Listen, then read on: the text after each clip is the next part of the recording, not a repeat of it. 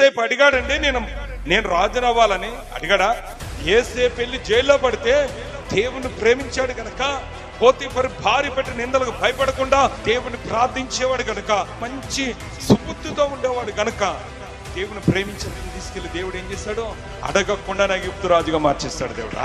దేవుని ప్రేమించిన అడగకుండానే దేవుడు రాణిగా చేసేసాడు. హల్లెలూయా.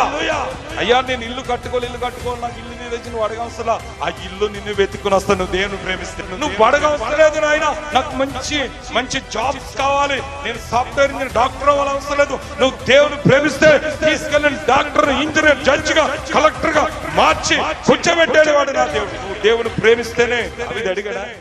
దావీదు అడగకుండానే అక్కడ ఉన్నాడు, బెత్లెహేముకి వెళ్ళి అభిషేకించు, నేను అతను ఐశ్వర్యవంతునిగా చేస్తాను, జనములకు అధిపతిగా చేస్తాను.